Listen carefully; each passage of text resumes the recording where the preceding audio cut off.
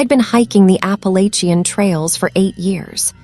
8 years of weekends spent with nothing but my backpack, my boots, and the endless green canopy above me. I'd done the popular trails dozens of times: Old Rag, McAfee Knob, Blood Mountain. I knew these mountains like I knew my own neighborhood, or at least I thought I did. It was late October when I decided to explore some of the lesser-known paths near Raven's Hollow. The leaves had just started turning, painting the forest in rust and gold. The air carried that crisp bite that makes you feel alive, makes you forget about the office and the bills and everything waiting for you back in civilization. The trail I'd chosen was barely marked, just a faded blue blaze on a tree every 100 yards or so. Perfect. I liked the quiet trails, the ones where you could hike for hours without seeing another soul. My GPS tracker showed the path clearly enough, a gentle loop that would bring me back to my car before sunset. That was the plan anyway. Around mile 3, I noticed my GPS was acting strange. The trail on the screen didn't quite match where I was walking. At first, I thought it was just signal interference. These mountains were notorious for dead zones. But the deeper I went, the more pronounced the discrepancy became. The trail marker blazes had disappeared entirely, and the path beneath my feet was narrowing, becoming overgrown. I should have turned back. Every experienced hiker knows the rule: don't go off trail alone. But I could see a clearing ahead through the trees, and I figured I'd just check it out, maybe take a few photos, then backtrack to where I'd lost the blazes. The clearing appeared suddenly, like the forest had been hiding it. One moment I was pushing through thick undergrowth, and the next I was standing at the edge of a perfect circle of dead grass, maybe 30 feet across. The living forest surrounded it on all sides, thick and green, but this circle was brown and lifeless, like something had poisoned the soil. I stepped into it and immediately felt wrong. The temperature dropped at least 10 degrees.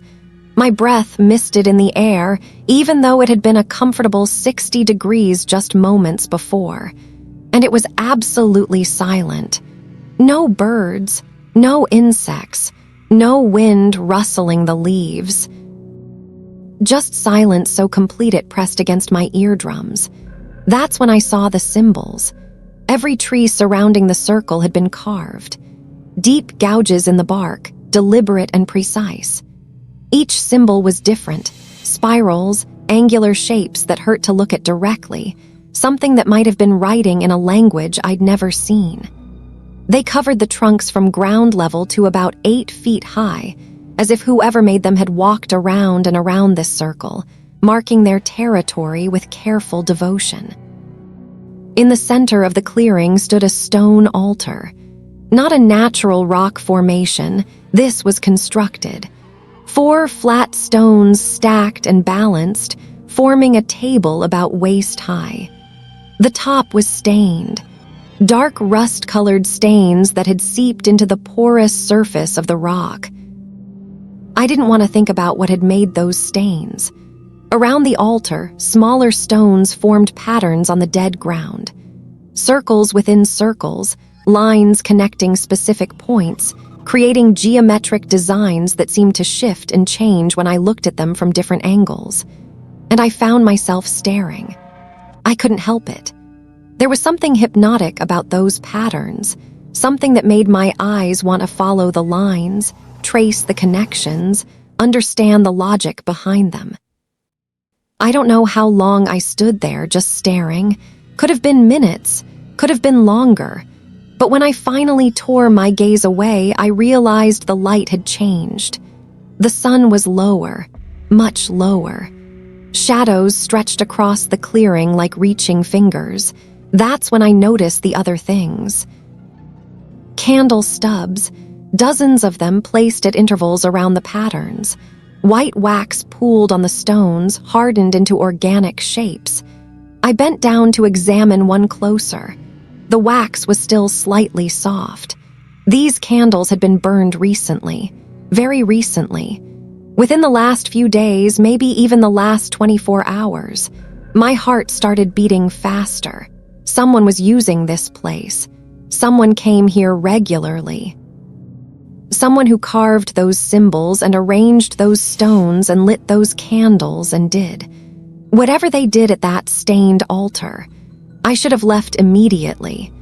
But I was frozen, caught between fascination and fear, and that's when I saw the bundles hanging from the trees.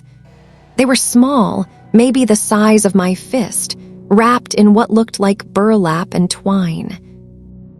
They hung from low branches all around the circle, swaying slightly even though there was no wind. I walked to the nearest one, stood on my toes, and touched it. It was soft. Fabric wrapped around something organic. I could feel small, hard objects inside, sticks maybe, or bones, and hair. Long strands of dark hair were woven into the twine that bound each bundle. Human hair. My hand jerked back like I'd touched fire. The rational part of my brain tried to supply innocent explanations. It's probably synthetic. It's probably from a craft store. People do weird art installations in forests all the time. But I knew, deep in my gut where instinct lives, I knew that hair had grown on someone's head. And I knew those rust stains on the altar weren't rust at all. The sun was setting faster now. Those long shadows were filling the clearing, and in the dimming light, something was happening to the symbols carved into the trees. They seemed to be moving, pulsing, like they were breathing with some slow, ancient rhythm. I tried to look away, but I couldn't. My eyes were drawn to them, following the lines, tracing the patterns. And the more I looked, the more they made sense. Like my brain was suddenly learning a new language, understanding meanings I shouldn't understand. The symbols were instructions, a guide. They were explaining how to call something, how to make contact with something that existed in a space adjacent to our own. Something that could be invited through if you knew the right patterns, said the right words, performed the right actions on the right altar with the right offerings. And I could almost read it, almost understand what they were asking for. That realization broke the spell. Terror flooded through me like ice water. I turned and ran, crashing through the undergrowth, not caring about the branches that grabbed at my clothes and scratched my face. I didn't stop running until I found a trail blaze, a blessed, normal, official trail marker nailed to a tree. I followed those blazes like lifelines, practically sprinting down the mountain as darkness fell. I made it to my car just as the last light faded from the sky. My hands shook so badly it took 3 tries to get the key in the ignition. I drove home with all the windows down, breathing the cold air, trying to clear my head of those symbols, those patterns, that terrible understanding that had crept into my mind. That night, I couldn't sleep. Every time I closed my eyes, I saw the clearing, saw the symbols, and they made more sense than they had before. Like the knowledge was growing, expanding, becoming clearer.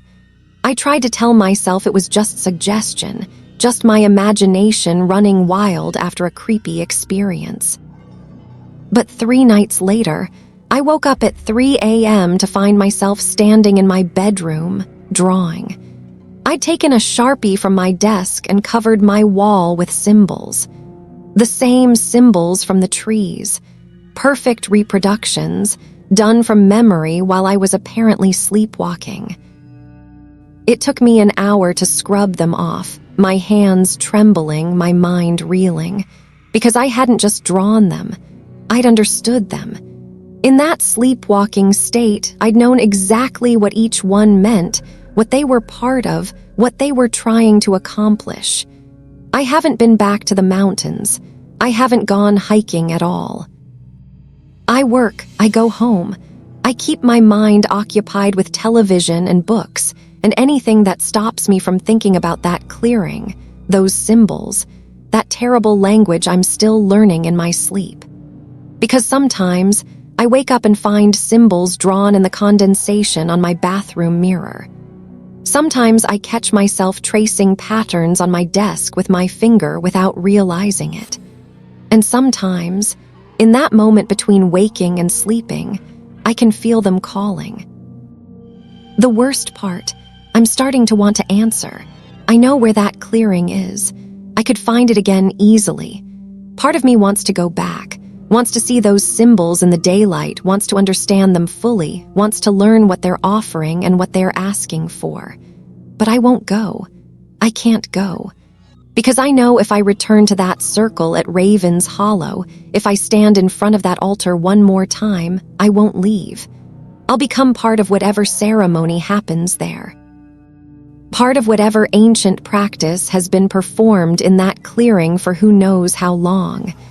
I'll become one of the ones who carves the symbols, who lights the candles, who makes the offerings, and I'll help them call whatever it is they're trying to reach.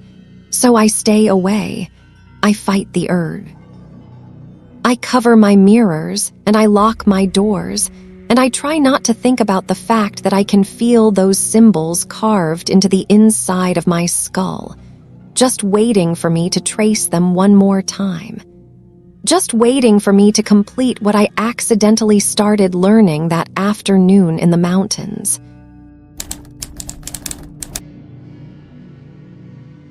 Sarah and I met at a coffee shop. That's the detail I remember most clearly now, how ordinary it all was, how normal and sweet and perfect. She ordered a vanilla latte. I spilled mine on my shirt. We laughed. 6 months later, I proposed on a beach at sunset, and she said yes before I could even finish asking. We were planning our wedding for the following spring. Small ceremony, just family and close friends, nothing too fancy. But Sarah wanted engagement photos for the invitations. Something natural and beautiful, something that captured us. She'd heard about Devil's Creek Falls from a coworker. Apparently, there was a scenic overlook just off the main trail that most tourists didn't know about. Perfect for photos. Private and stunning. It was a Saturday morning in early May. The kind of day that makes you remember why you love living near the mountains. Clear blue sky, temperature in the mid-70s, everything green and alive. We packed sandwiches, bottled water, my camera, and headed out early to beat any crowds. The main trail to Devil's Creek Falls was well-maintained and clearly marked. We'd done research online, read reviews, checked the trail difficulty. It was rated as easy, family-friendly, suitable for all ages. We passed a few other hikers on the way up. A family with young kids, an elderly couple walking slowly hand in hand, a group of college students with massive backpacks. Everything was perfect. Sarah was laughing, stopping to take pictures of wildflowers with her phone. I was making jokes about how we'd tell our kids about this someday.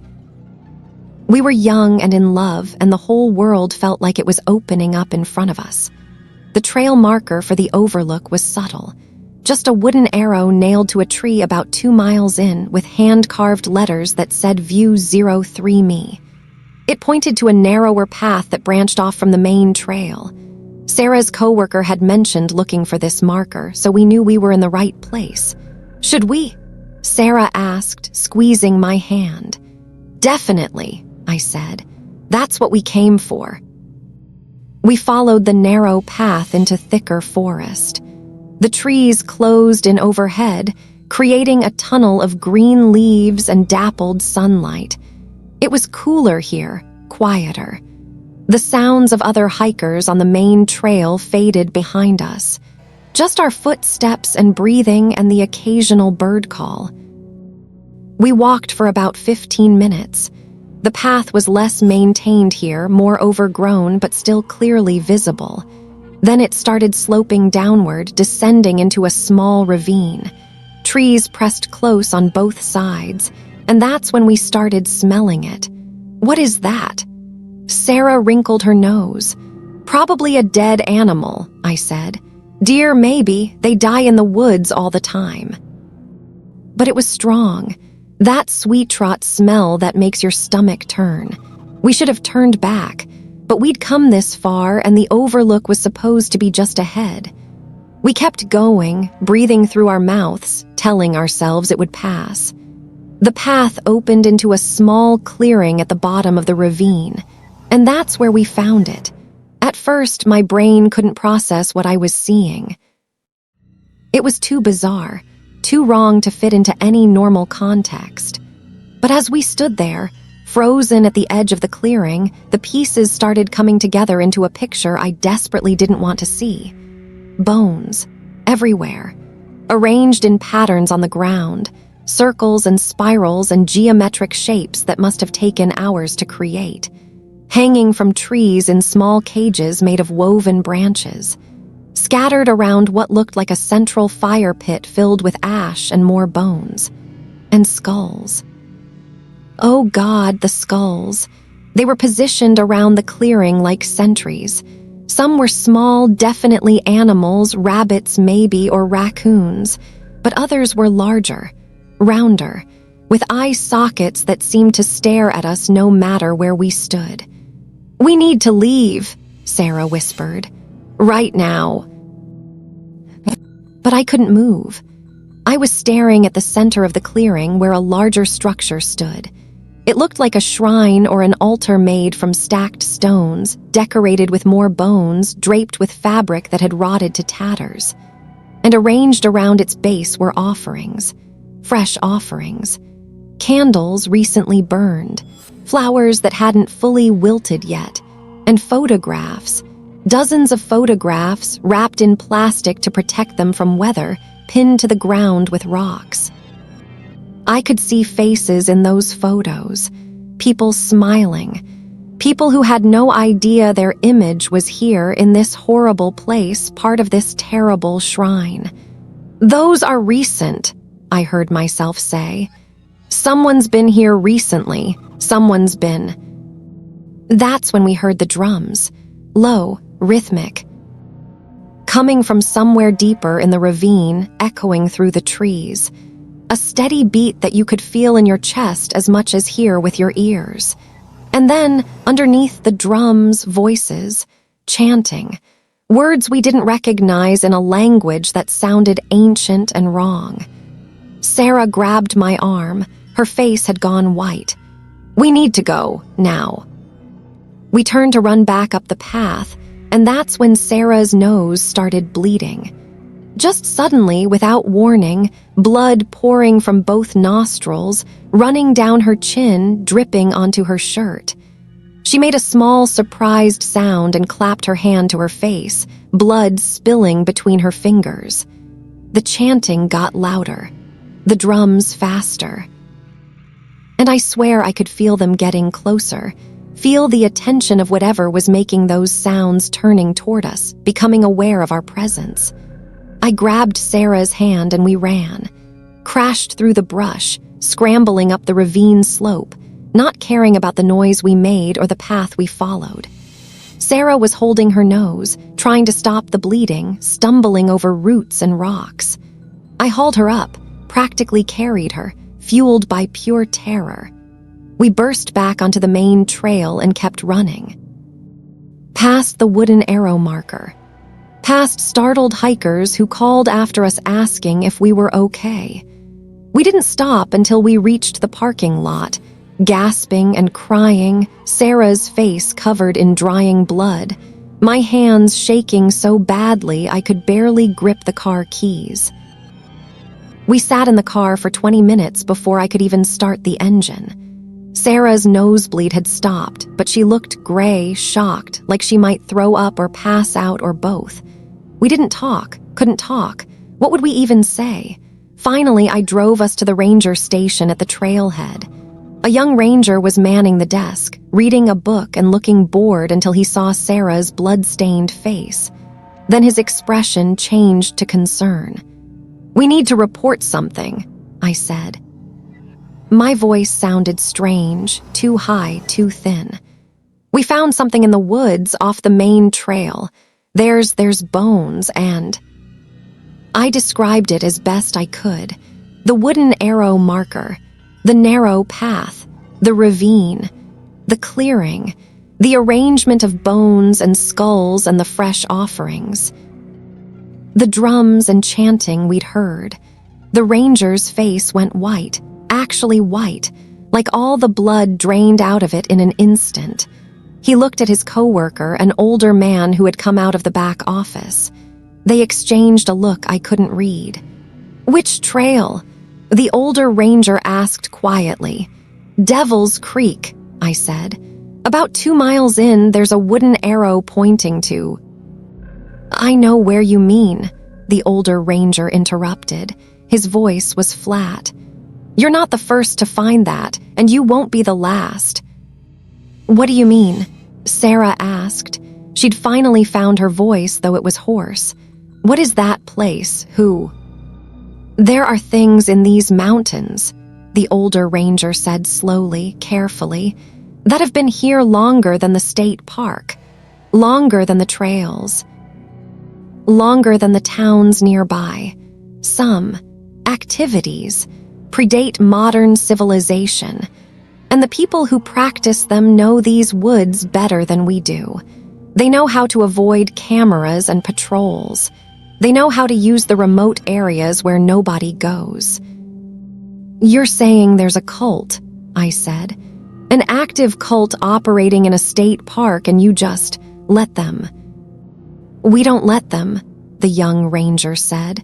"But every time we investigate, we find nothing. The sites are always cleared out by the time we get there, like they knew we were coming, like they're always watching." "The photographs," Sarah whispered. "There were photographs at that shrine, pictures of people. What does that mean? What are they doing with those?" The older ranger's expression hardened. "I can't answer that. But I can tell you that you two need to go home. Don't come back to this trail. Don't tell anyone else about what you found. These people. If they knew you'd seen their place, if they thought you were going to cause problems." He didn't finish the sentence. He didn't need to. We left, drove straight home. Neither of us spoke during the 2-hour drive.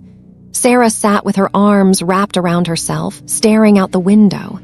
I gripped the steering wheel and tried not to think about those skulls, those photographs, that chanting that seemed to echo in my memory. We were supposed to make a decision about wedding photographers that week. Supposed to pick invitation designs. Supposed to taste test cakes at 3 different bakeries. Instead, we sat in our apartment with all the lights on and tried to pretend we hadn't seen what we'd seen. Sarah's nosebleed came back that night. Just started gushing at 2 a.m., soaking through the tissues, not stopping for almost an hour.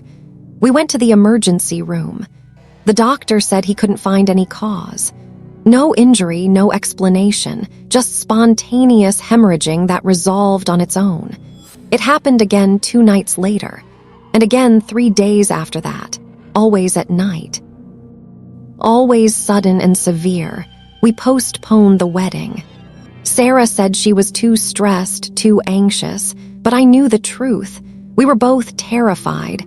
Terrified that we'd stumbled into something we were never meant to see. Terrified that somehow we'd been marked, noticed, chosen. 2 weeks after our trip to Devil's Creek, we got married at the courthouse. Just us and 2 witnesses we pulled from the hallway.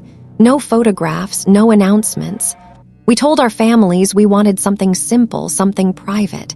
We didn't tell them about the nightmares, about the chanting we both heard in our sleep, about how Sarah's nosebleeds continued for 3 months before finally stopping. It's been 2 years now. We've moved twice, changed phone numbers. Sarah dyed her hair. I grew a beard. We don't go hiking anymore. Don't visit state parks. Don't go into forests at all if we can help it. Because sometimes, late at night, we still hear the drums. Faint and far away, but getting closer. And sometimes Sarah wakes up with blood on her pillow, her nose bleeding again without warning or cause. We never had those engagement photos taken. We threw away every picture from that day, burned them in our fireplace, and flushed the ashes down the toilet. But I still see them when I close my eyes. The bones arranged in perfect patterns, the skulls watching us. The photographs of strangers pinned to the ground around that terrible shrine. And sometimes I wonder if our photographs are there now too. If someone added us to the collection. If we're part of whatever ritual happens in that clearing. If we've already been claimed by whatever lives in those woods and just don't know it yet. This is the story I'm required to deny if anyone asks. The incident that officially never happened on the Blackwater Trail in the fall of 2019. There's no report in the system, no investigation, no evidence that anything unusual occurred during my patrol that night. But I'm writing this down anyway, because if something happens to me, if I disappear or have an accident, someone needs to know the truth. Someone needs to understand what's really out there in those mountains. What's been there for longer than the Park Service, longer than the towns, maybe longer than we can imagine.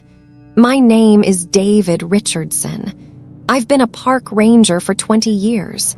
Before this incident, I loved my job. I was good at it. I'd received commendations, trained new rangers, handled everything from lost children to medical emergencies to the occasional illegal moonshine still. I thought I knew these mountains. Every trail, every shelter, every camping area. I'd hiked thousands of miles, worked in every season, dealt with every type of weather and terrain. I was confident, maybe too confident. The Blackwater Trail had been closed for 2 weeks, officially due to storm damage to a bridge at mile marker 4. A tree had fallen during a severe thunderstorm, taking out the railings and cracking several support beams. We'd put up closure signs, posted notices online, and scheduled repairs for the following month when the contractor could fit us in.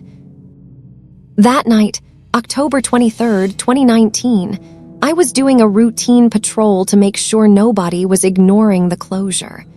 It wasn't uncommon for hikers to bypass closure signs, thinking they knew better, thinking the damage wasn't that bad. My job was to check the trail, document that it remained empty, and report back. I started my patrol at 8 p.m. The sun had set an hour earlier and the forest was dark, really dark. The new moon meant no ambient light, just my flashlight beam cutting through the blackness. The temperature had dropped into the low 40s, and my breath misted in the cold air. Everything seemed normal for the first 2 miles. My boots crunched on fallen leaves. The beam of my flashlight swept back and forth across the trail. I heard the usual night sounds: owls calling, small animals rustling in the underbrush, wind moving through the trees. Then, at mile marker 3, I saw the first light. Just a flicker in the distance off the trail to my left.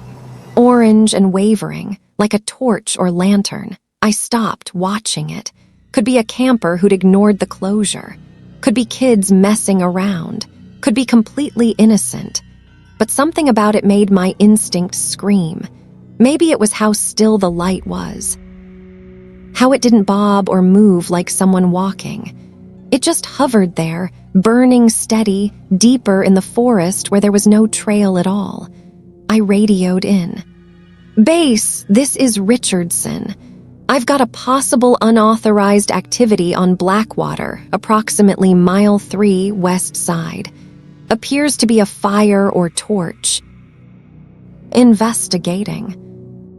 The radio crackled. "Copy that, Richardson, be careful." I left the trail, following that light.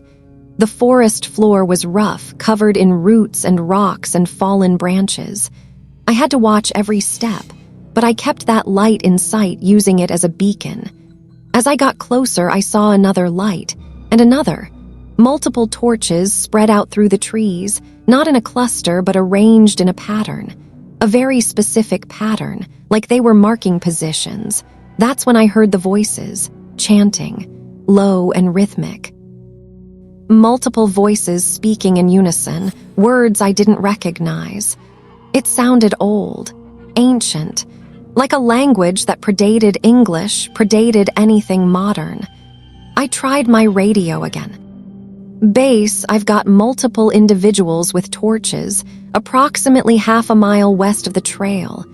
They appear to be engaged in some kind of ceremony, requesting backup.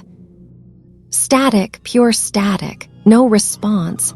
I checked my phone, no signal, nothing. I should have gone back, should have retreated to where I had communication and called for backup. But I'm a ranger. It's my job to know what's happening in these mountains, and I needed to see what these people were doing, needed to assess if they were a danger to themselves or others. I kept moving toward the lights. The voices got louder, and I started to see structures between the trees. Frameworks made from branches, lashed together with rope or vine, standing 8 or 10 feet tall. They looked like abstract sculptures, but deliberate, planned. Each one positioned precisely. Hanging from these structures were things I couldn't identify at first. Bundles wrapped in fabric, small cages woven from willow branches, objects that caught the torchlight and gleamed. Bones. They were bones. I crouched behind a large tree, peering around it at the scene maybe 50 yards ahead, and what I saw made my blood run ice cold. There were dozens of them, maybe 40 people, all wearing dark clothes that blended with the shadows. They stood in a large circle, torches planted in the ground at intervals, illuminating the scene with flickering orange light. In the center of the circle, they were building something. A structure, larger and more complex than the others, made from branches and decorated with bones and what looked like bundles of dried herbs. They worked with perfect synchronization. No talking, no apparent leadership, just everyone knowing exactly what to do and where to place each component. The chanting continued the whole time. That same rhythmic cadence, those same incomprehensible words. It made my head hurt to listen to it, made something in my chest feel tight and wrong. I took out my phone to try to get photos, evidence, something to show what was happening here, but my phone was dead, completely dead. It had been at 70% battery when I started my patrol. Now the screen wouldn't even turn on. That's when I realized they knew I was there. The chanting stopped. All at once, complete silence. And then, as one, every person in that circle turned to face my direction. I couldn't see their faces. The torchlight was behind them, making them into silhouettes. But I could feel their attention. Could feel 40 pairs of eyes fixed on my position, even though I was hidden behind a tree, even though I hadn't made a sound. Nobody moved. Nobody spoke. They just stood there, facing me, waiting. My training kicked in. I stood up from my crouch, turned on my flashlight, shone it at them. "This is the Park Service," I called out. My voice sounded weak in the vast darkness. "This trail is closed. You are trespassing on protected land. I need everyone to identify yourselves and explain what you're doing here." Nothing, no response. Just those silent figures, standing motionless in the torch light. I tried again. "If you don't respond, I will be forced to call for backup and have you all removed and cited for trespassing." One of the figures stepped forward. Just one step, but enough to move into the torch light where I could see them better. It was a woman, middle-aged, wearing what looked like hiking clothes, completely normal. She could have been anyone, a teacher, an accountant, someone's mother. She looked directly at me and smiled. And that smile was worse than any scream or threat could have been, because it was knowing. It said, "You don't understand what you're seeing. You don't understand what we are or what we're doing." "And you can't stop us." Then she spoke, one sentence, in English perfectly clear. "The trail isn't closed because of a bridge." And with that, they all turned back to their work, resumed the chanting, continued building their structure as if I wasn't even there, as if I was irrelevant, insignificant. I stood there for maybe 30 seconds trying to decide what to do. I was outnumbered 40-1. I had no radio contact, no phone, no backup. And something about the way they moved, the way they worked together, the way they'd all known I was watching, it terrified me more than any aggressive bear or hostile hiker ever had. I backed away, kept my flashlight on them as I retreated, watching to make sure none of them followed. They didn't. They just continued their ritual, their construction, their strange, synchronized ceremony in the middle of the forest. I made it back to the trail, ran.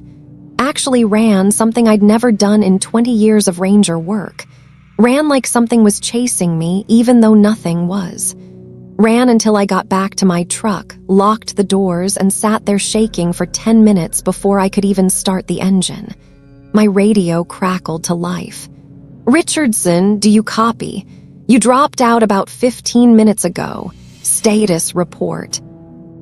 "Returning to base," I managed to say.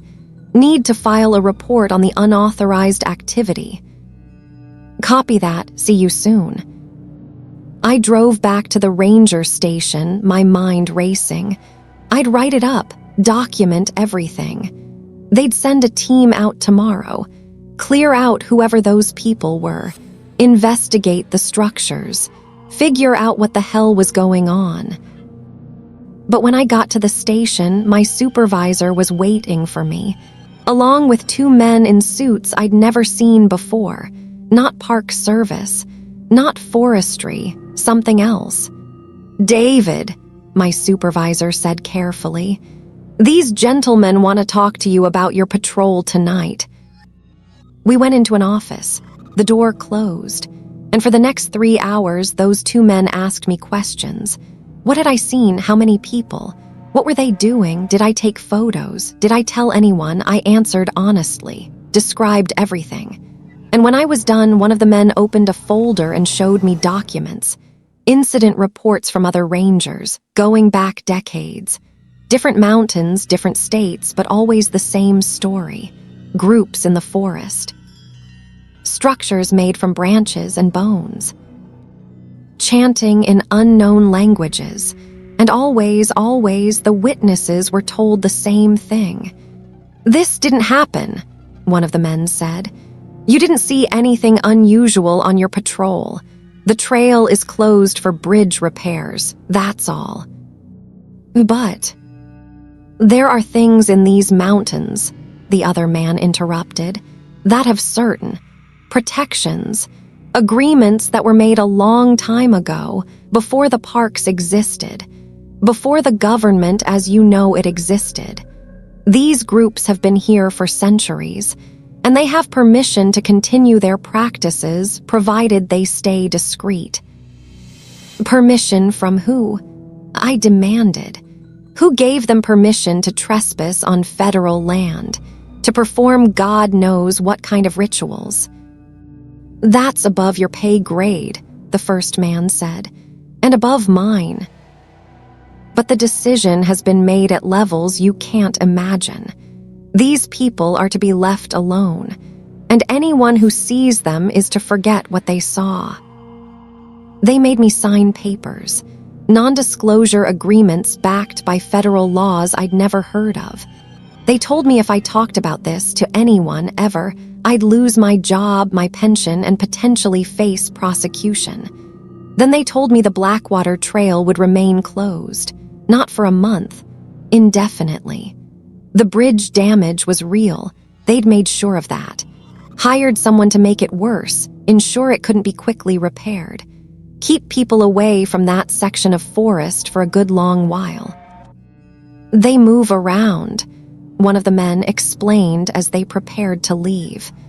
"They don't use the same site too many times. By next year, they'll have moved on. Then we can reopen the trail. What if someone stumbles across them? I asked. What if hikers ignore the closure? The man looked at me, really looked at me, and his eyes were cold.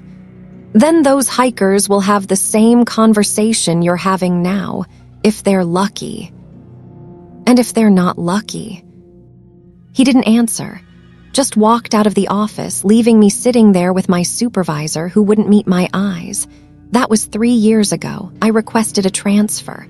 Got moved to a desk job managing trail reports and maintenance schedules. I don't go out on patrols anymore. Don't spend time in the deep woods.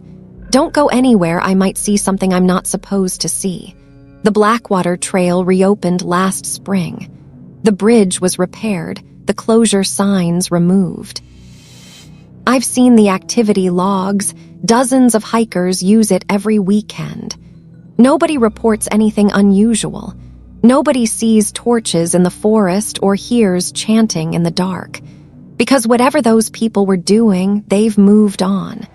To some other section of forest, some other trail, some other mountain, and other rangers will see them, will stumble across their ceremonies and their structures and their impossible synchronization. And those rangers will have the same conversation I had, sign the same papers, learn the same terrible truth, that there are things in these mountains older than America, older than modern civilization, things that have claimed certain spaces as their own.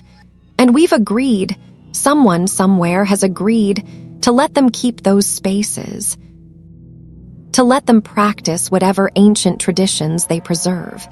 We just close the trails, post the signs, keep people away until they move on. And we pretend it's about bridges or storm damage or wildlife management.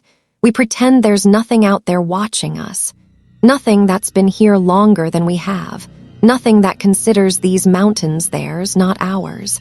But I know the truth, and now you do too.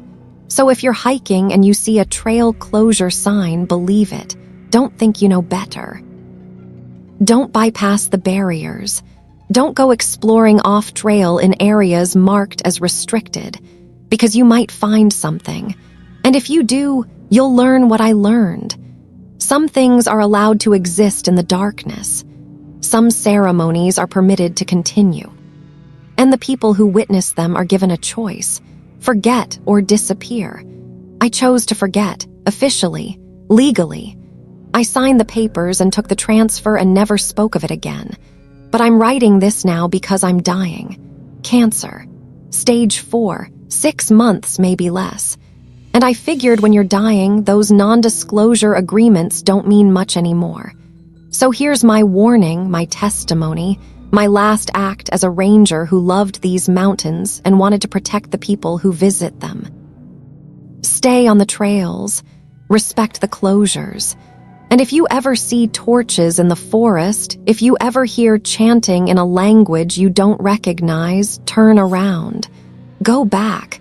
Pretend you saw nothing. Because some things aren't meant to be seen. And the people who see them anyway are never quite the same.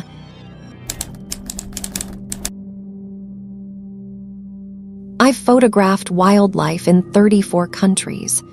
I've been charged by elephants in Kenya, stalked by jaguars in the Amazon, trapped by a blizzard in Siberia while tracking snow leopards.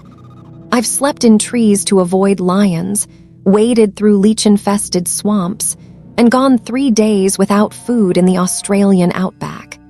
Nothing prepared me for what I captured on my camera during what was supposed to be a routine sunrise shoot in the Appalachian wilderness. My name is Marcus Chen. I'm a wildlife photographer with credits in National Geographic, Smithsonian, and a dozen other publications. I specialize in what I call transition moments, those brief periods at dawn and dusk when animals are most active and the light does something magical. It's become my signature style. Waiting for hours in the dark, camera ready, finger on the shutter, hoping for that perfect combination of light, composition, and subject. In early September, I'd gotten a tip about a remote area in the Appalachian Mountains where deer were particularly abundant. A local hunter had mentioned a creek crossing where animals came to drink at dawn, perfect for the kind of shots I was after. He'd given me rough directions, 3 miles off the main trail, following an old logging road, then hiking in another half-mile to the creek. I arrived at the trailhead at 3 a.m. The plan was simple: hike in by headlamp, set up my equipment before first light, and wait. I'd done this thousands of times. I had my routine down to a science: camera, 2 lenses, tripod, intervalometer for time-lapse shots, backup batteries, memory cards, protein bars, water. Everything I needed in my pack. The hike-in was uneventful. The logging road was overgrown but navigable, and the trail to the creek was faint but visible. I found the spot the hunter had described, a small clearing beside a creek, with good sight lines and natural cover where I could set up without spooking any animals. I positioned my tripod about 20 feet from the creek bank, slightly elevated on a small rise. Good angle for shooting animals as they approached the water. I attached my camera, set up the intervalometer to take a shot every 30 seconds for the time lapse, then settled in to wait. It was 4:15 a.m. First light wouldn't start until about 5:30. I had an hour of complete darkness ahead of me. I turned off my headlamp to preserve my night vision and sat down with my back against a tree, listening to the forest wake up around me. That's when I started feeling strange. At first, I thought it was just the usual pre-dawn stillness. But this was different. The forest was too quiet. No insects, no birds, no small animals rustling in the underbrush, just silence. Deep, heavy silence that pressed against my eardrums, and I had this feeling, this sense of being watched. I've felt it before. Usually it meant there was a predator nearby, a bear or mountain lion observing me from the darkness. But this felt different, more intense, like whatever was watching wasn't just curious or territorial.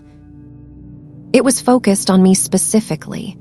I turned on my headlamp and swept it around the clearing. Nothing, just trees and shadows and the creek burbling quietly over rocks. I told myself I was being paranoid, spooked by the darkness and isolation. I'd spent countless nights alone in remote locations. This was no different, but it was different. I knew it was different. I just didn't know why yet. First light started creeping into the sky around 5:30. That beautiful deep blue that gradually shifts to purple and then pink. My camera was clicking away automatically, capturing the time lapse. I had my hand on my second camera with the telephoto lens, ready to switch to manual control if any animals appeared. The light improved. I could see the clearing properly now, the creek, the trees on the opposite bank. Everything looked normal. Peaceful, beautiful even, but I couldn't shake that feeling of being watched. At 6:05, the sun broke the horizon. Golden light spilled into the clearing, hitting the creek water, making it glow. It was perfect. Exactly the kind of lighting I'd been hoping for. But no animals had come to drink. Not a single deer, not even a bird landing near the water. Just empty forest and that oppressive silence. I let the time lapse run for another 30 minutes, then packed up my equipment. The shoot was a bust. No animals, no action, just landscape shots. Useless for what I needed. But at least I had the time-lapse sequence. Sometimes those turned up interesting things when you reviewed them later. The hike back out felt longer than the hike in. That watched feeling never went away. I kept turning around, expecting to see something behind me on the trail. But there was never anything there, just empty path and morning light filtering through the trees. I made it back to my truck by 8 a.m. Drove to the small motel where I was staying, uploaded the memory cards to my laptop, and started reviewing the shots while eating breakfast. The time-lapse sequence started normally. Darkness. The faint shape of trees and creek barely visible. Then the gradual lightening as dawn approached. Standard stuff. I was watching it at 10x speed just to get an overview before doing detailed editing. That's when I saw them. At timestamp 4:47 a.m., something appeared in the background, just barely visible through the morning mist, a shape between the trees on the far side of the creek. I paused the playback, zoomed in on that section of the frame. It was a person, standing motionless in the forest, maybe 60 yards from my position, wearing dark clothes that blended with the shadows. I hadn't seen them when I was there, hadn't heard them, but the camera had captured them clearly. I felt cold. Someone had been watching me from across the creek, standing there in the darkness while I sat alone, thinking I was isolated, thinking I was safe. But it got worse. I continued through the sequence, frame by frame now. At 4:48 a.m., there were 2 figures. At 4:52, there were 4. By 5:15 a.m., there were at least 8 people visible in various positions around the clearing, all standing perfectly still, all facing toward my camera position. They never moved. Between frames, they would simply appear in new positions, closer than before, like they were teleporting, or like the 30-second intervals between shots were somehow capturing them in a different state of existence than normal continuous time. And they were getting closer with each frame. I felt sick. I zoomed in on individual figures, trying to make out features, trying to understand what I was seeing. But something was wrong with them. The closer they got, the less human they looked. Their proportions were slightly off. Their limbs too long. Their posture too still. At 5:43 a.m., one of them was less than 20 feet from my position. So close the camera should have triggered my attention. So close I should have heard them breathing. But I remembered sitting there at that exact time, seeing nothing, hearing nothing, just waiting for deer that never came. In the frame, the figure was facing the camera directly. And when I zoomed in on where its face should be, there was nothing. Not shadow or blur or mask. Just nothing. An absence where a face should exist. I closed the laptop. My hands were shaking. This didn't make sense. Technology glitch. Sensor malfunction. I'd been using this camera for 5 years. It had never given me artifacts or false images before. But I knew what I'd seen in those woods. That feeling of being watched. That unnatural silence. Whatever those figures were, they'd been there. The camera had just confirmed what my instincts had been screaming. I opened the laptop again, forced myself to continue through the sequence. By 6:00 a.m., there were so many figures visible in the frame that I lost count. They filled the background, the midground, standing between trees, beside the creek, scattered throughout the clearing. And in every single frame, every single one of them was facing my camera, facing me. Then at 6:17 a.m., something new appeared in the frame, behind where I'd been sitting. A structure, made from branches and vines woven together into an intricate framework. It was maybe 15 feet tall, positioned directly behind my camera setup. I'd walked right past that spot when I'd left. There had been nothing there. But the camera showed it clearly, decorated with symbols I didn't recognize, with bundles hanging from its frame, with bones tied to its joints. And at 6:18 a.m., the last frame of my sequence before I'd started packing up, all the figures were gone. The structure was gone. Just empty forest and morning light and a creek that looked completely normal. I sat there staring at my laptop screen for an hour, trying to rationalize what I was seeing. Trying to find any explanation that made sense. But I'm a photographer. I know how cameras work. I know what's real and what's not. And this was real. These images were real. But they'd captured something that existed slightly out of phase with normal reality. Something that could only be seen in 30-second frozen moments. Something that lived in the spaces between continuous time.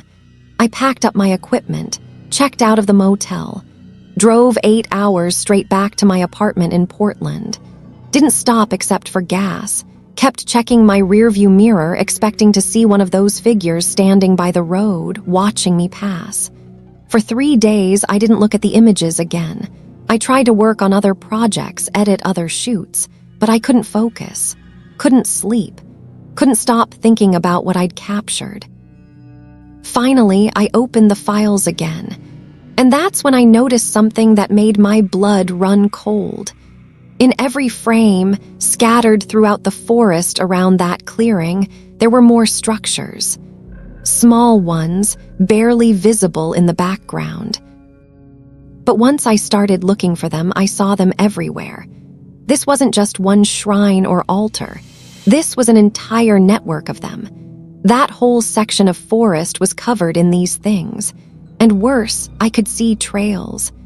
Paths worn into the forest floor, visible from certain angles in certain frames, connecting all the structures in some kind of pattern, some kind of design that spanned miles of wilderness.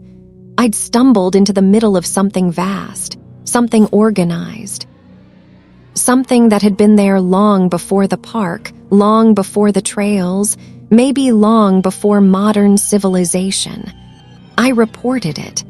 Called the Park Service, told them I'd found evidence of illegal activity in the woods. They sent someone to investigate. A week later, I got a call back. "We checked the coordinates you provided," the ranger said. "There's nothing there.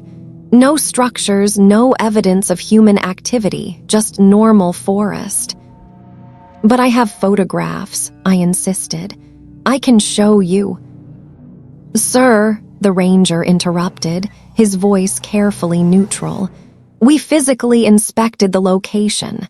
There's nothing unusual there. Perhaps what you saw was just tricks of the light. Shadows and mist can create strange effects in forest photography." He was lying. I could hear it in his voice. He knew what I'd found, and he was lying about it, which meant someone had told him to lie, which meant this was bigger than a random cult operating in the woods. I kept the files, backed them up to 3 different drives, because I knew what I'd seen, what my camera had captured. And I needed proof in case something happened to me. It's been 8 months now. I haven't gone back to that location. Haven't done any more dawn shoots in remote locations. I stick to wildlife preserves now, places with rangers and other people around, places that feel safe. But the images haunt me, particularly the last few frames. Because when I zoom in on that structure behind my position, when I enhance the detail as much as possible, I can see something carved into the branches. Symbols like writing, and one of them looks familiar, really familiar. It looks like my name, not in English, not in any language I recognize, but somehow, impossibly, I know it's my name. Written in their language, marked on their structure, like they were claiming me. Like they were saying, "We saw you too. We know who you are, and you're part of this now." I started noticing them after that, not in person, but in my photos, any photos. I'll be shooting a landscape or a bird or even just casual street photography. And when I review the images later, there they are in the background, barely visible, just a figure standing in the distance. Too far away to make out details, but always there, always watching.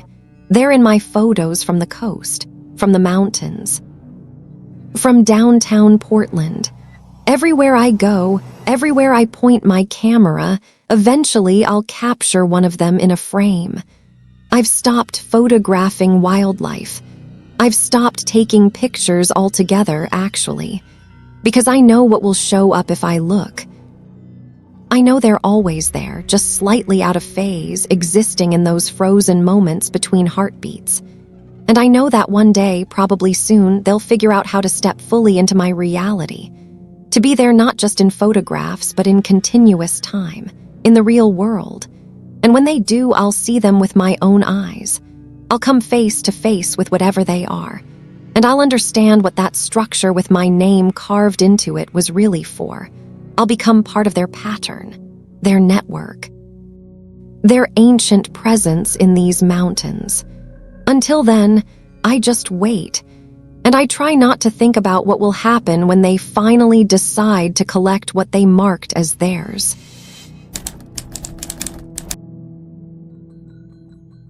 Something was wrong the moment I pulled up to the trailhead. It wasn't anything I could point to specifically. The parking area looked normal, empty gravel lot, wooden trail sign, the usual informational board about leave no trace principles. But the air felt heavy, thick, like the atmosphere before a thunderstorm, charged with potential energy that made the hair on my arms stand up. And it was silent. No birds, no insects, no wind rustling through the leaves. Just dead, oppressive silence that pressed against my eardrums and made my instincts scream, turn around. Leave, don't go into those woods. But I had a job to do. I'm Kyle Morrison, 29 years old, and I'd been doing trail maintenance for the state park system for 5 years. It was good work, outdoors, physical, peaceful. Most days I spent my time clearing fallen branches, repairing signs, maintaining the tread and drainage on popular trails. Easy work, satisfying work. The Northern Access Trail needed clearing before the weekend. It was Tuesday. I had 3 days to get the trail in shape for the influx of weekend hikers. The work order was simple: clear debris, check trail markers, repair any erosion damage. Standard stuff. Should take me most of the day. I grabbed my tools from the truck bed, chainsaw, loppers, shovel, rake, loaded them onto my work backpack. Checked my radio. Full battery, good signal. Standard safety protocols. But that feeling wouldn't go away. Something was wrong here, very wrong. I stood beside my truck for a full minute just listening, just feeling. Everything in my body was telling me not to go into those woods, but I couldn't explain why. And I couldn't go back to my supervisor and say I didn't do the job because I had a bad feeling. That's not how it works. So I shouldered my pack and started up the trail. The wrongness intensified the further I went. The silence was absolute. Even my footsteps seemed muted, like the forest was absorbing sound. The trail was darker than it should be, the canopy overhead blocking more light than normal. And the temperature kept dropping. It had been 65 degrees at the trailhead. Half a mile in, I could see my breath. At mile marker 1, I found the first sign. A dead deer, hanging upside down from a tree branch about 8 feet off the ground. Roped by its hind legs, suspended over the trail. And it had been carved. Symbols cut deep into its hide, methodical and precise, not the random work of scavengers or natural decay. This was intentional, ritualistic. My hands started shaking. I took out my phone and snapped photos, evidence. Whatever cult or crazy person was doing this, the park police would want documentation. But my phone's screen flickered. The images wouldn't save. The phone froze, then died completely. Full battery when I'd checked it at the truck. Dead now. I tried my radio. "Base, this is Morrison. I've got a possible illegal activity on Northern Access Trail, mile 1. Dead animal appears to be." Static, pure crackling static, then silence. The radio was dead too. Okay, don't panic. Equipment malfunction. It happens. Just mark the GPS location, head back to the truck, report it properly with working equipment. But when I looked at my GPS unit, the screen showed I was miles from where I should be. The trail didn't exist on the map. The trailhead didn't exist. According to the GPS, I was standing in the middle of unmarked forest with no roads, no trails, no civilization within 20 miles. That's when I heard the singing. Faint, distant. Multiple voices harmonizing in a language I didn't recognize, coming from deeper on the trail, from the direction I'd been heading. And underneath the singing, a rhythmic sound, like drumming or hammering, something being built or broken or created. Every instinct I had said, run, get back to the truck, leave now. But the trail maintenance log had mentioned a damaged bridge at mile marker 3, a bridge that needed repair before weekend hikers arrived. I needed to at least check it, assess the damage, report back what supplies would be needed. It's amazing how routine can override survival instinct, how following protocol can lead you straight into hell. I kept walking, faster now, wanting to just get to the bridge, document the damage, and get out. The singing got louder, the drumming more pronounced. And the trail got stranger.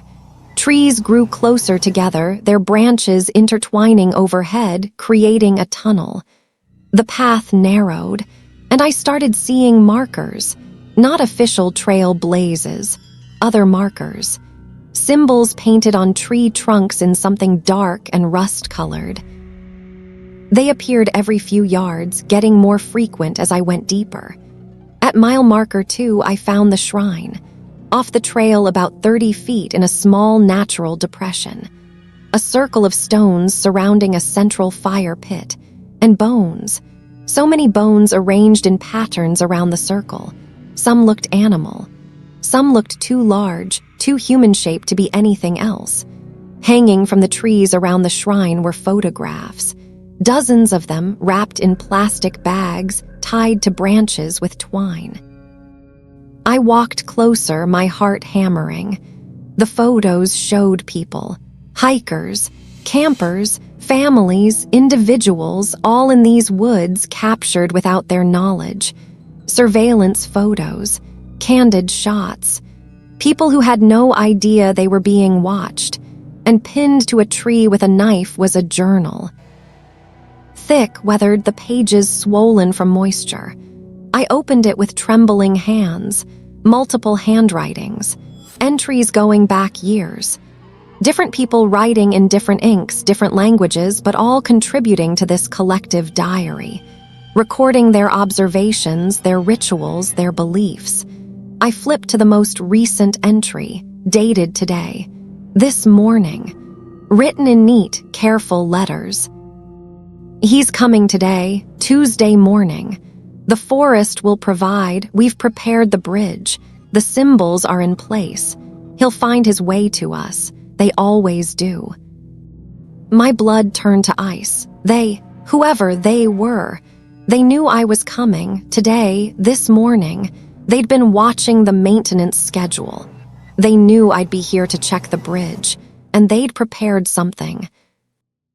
I dropped the journal and ran, not toward the bridge, back toward the trailhead, toward my truck, toward safety. But after 50 yards, I stopped. The trail behind me was gone, not overgrown, not hidden, just gone. Where there had been a clear path, there was now dense underbrush, impassable thickets of thorns and brambles, like it had never existed. I turned around. The trail ahead was still clear, leading forward, toward the bridge, toward whatever they'd prepared for me. I had no choice. I couldn't go back, I could only go forward. The singing was louder now, close, and I could hear voices talking between songs, discussing something, making plans, preparing. The afternoon is better. Too much light still. Wait for the shadows. He's almost here. I moved off the trail, into the forest, trying to parallel the path without being on it, trying to find a way around whatever was waiting ahead. But the forest was impossible. Dense, thorny, impassable. Every direction I tried led nowhere. Like the trees themselves were hurting me, forcing me to stay on the trail, forcing me toward the bridge. And then I saw them. Through the trees, dozens of people moving parallel to my position, keeping pace with me. Wearing normal clothes, jeans, t-shirts, hiking boots. They looked like regular park visitors, but they moved wrong. Too quiet, too coordinated, like they shared a single mind. And they were surrounding me, boxing me in, driving me forward. I ran, full sprint. Crashed through whatever brush I could push through, jumped over logs, slid down a small ravine. My lungs burned, my legs screamed, but I couldn't stop. Because I could hear them behind me, all around me, talking calmly, casually, discussing me like I was an animal they were hurting. He's moving fast. The creek will slow him down. Guide him toward the markers. The bridge is ready. He'll serve well. I burst through a wall of brush and found myself back on the trail. Mile marker 3. The bridge right in front of me. It was old wood construction, spanning a 20-foot ravine with a shallow creek at the bottom. The railings were damaged, just like the work order said. Several boards on the deck looked rotten. It clearly needed repair. But underneath the bridge in the ravine, they'd built something. A structure made from branches and rope, decorated with bones and fabric and symbols painted on rocks. It was elaborate, complex, the product of hours of labor, and arranged around it were candles. Hundreds of candles, all lit, all burning, creating a warm glow in the shadowed ravine, creating an altar, a ceremonial space. I heard footsteps behind me, multiple people, emerging from the forest onto the trail. Surrounding my position, I looked back, at least 30 of them, men and women of all ages, all wearing normal clothes, all looking completely ordinary, except for their eyes. Their eyes were wrong. Flat, empty, like looking at mannequins, like looking at shells of people with nothing inside. One woman stepped forward. She was maybe 50, wearing hiking gear, looking like somebody's mom. She smiled at me, a warm, friendly smile that made my skin crawl. "Kyle," she said, "we've been waiting for you." How did she know my name? How did they know I was coming?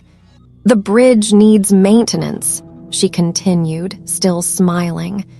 "Would you like to examine it? We've prepared a special inspection for you." "Stay away from me," I managed to say. My voice sounded thin, weak, terrified. "I'm a park employee. People know I'm here if I don't report back." "No one knows you're here," another voice said. A man this time, tall and bearded. "Your radio doesn't work. Your phone is dead. Your GPS shows you somewhere else. No one will come looking. Not for days, maybe weeks." They started moving closer, slowly. Deliberately, not threatening, not aggressive, just calmly approaching like they had all the time in the world. "You'll serve well," the woman said. "The forest needs offerings. The old practices need continuation. And you walked right to us, right to our space, right when we needed you." I backed toward the bridge, looked down at the ravine, at the structure they'd built, at the candles surrounding it. That's what they wanted. They wanted me down there. Part of their ritual, their ceremony. I ran, not across the bridge, along the ravine edge, looking for a way around, a way past them. But they were everywhere, closing in from all sides, moving with that same eerie coordination, that same shared purpose. I jumped. Didn't think.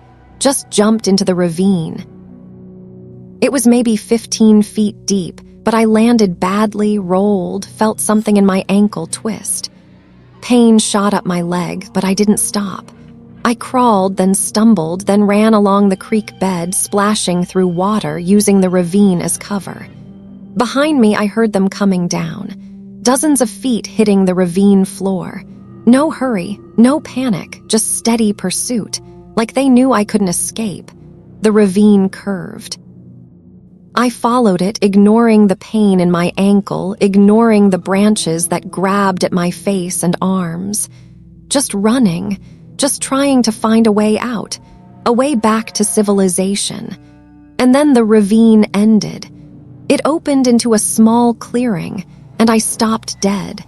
There were more structures here, dozens of them. Built into the ravine walls, hidden from above, invisible unless you were down here in this network of natural trenches.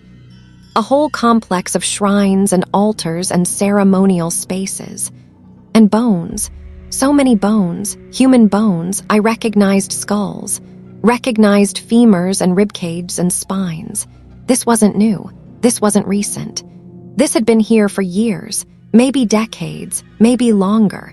A hidden complex of ritual sites used by these people for whatever ancient practice they performed. However many people they'd, I couldn't finish the thought. They appeared at the ravine entrance, all of them, blocking my only exit, standing silent, watching. The woman smiled again. "You can't leave, Kyle. This is where you were meant to be. This is your purpose. The forest provides and the forest claims. That's the old way. That's what we preserve." I looked around frantically. The ravine walls were steep but not quite vertical. Maybe I could climb. Maybe I could get out of this death trap and find a different path. I scrambled at the nearest wall. My fingers dug into dirt and roots. My feet found purchase on rocks and stumps. I hauled myself up inch by inch, ignoring my screaming ankle, ignoring the pain, ignoring everything except getting out. A hand grabbed my ankle. I looked down. One of them had climbed behind me. Was pulling me back down. I kicked. Hard, connected with his face. He fell and I kept climbing. 10 feet. 12 feet. Almost at the top, just a few more feet. I pulled myself over the edge and ran, through forest with no trail, no path, just blind, desperate flight. Branches whipped my face. Thorns tore my clothes. I fell, got up, kept running. And then I saw it, through the trees, a road, a fucking paved road. I burst out of the forest and collapsed on the asphalt. A car screeched to a stop. A young couple jumped out, rushed to me. "Oh my God, are you okay? What happened?" I couldn't speak, could barely breathe. I just pointed back at the forest. The man called 911 while the woman helped me to their car. I told the police everything. The dead deer, the shrine, the journal, the people in the woods, the ravine complex, the bridge, all of it. They went to investigate, brought in a search team. Helicopters, dogs, they searched for 3 days. They found my truck at the trailhead. They found the northern access trail, clear and well-maintained. They found the bridge at mile marker 3, damaged railings, just like the work order described. Nothing underneath it, just a normal ravine with a shallow creek. They found no shrines, no structures, no bones, no signs of any human activity off the trail. Nothing. But they did find symbols, painted on trees in rust-colored substance they couldn't identify, dozens of them scattered throughout the forest. The Park Service quietly cut down those trees, hauled them away. Told the media it was invasive species removal. I quit that day. Didn't go back for my tools or my final paycheck. Just quit. Because I know what I saw. I know what was in those woods. What's still in those woods? And I know they're waiting for someone else to stumble into their territory, to respond to a work order, to check a trail, to follow protocol right into their hands. Some trails need to stay unmaintained. Some bridges need to stay broken. Some parts of the forest need to be left alone. And if you ever get a bad feeling at a trailhead, if the woods feel wrong, If the silence presses too hard, if every instinct says turn around, listen to it. For God's sake, listen to it, because I barely escaped. And the next person might not be so lucky.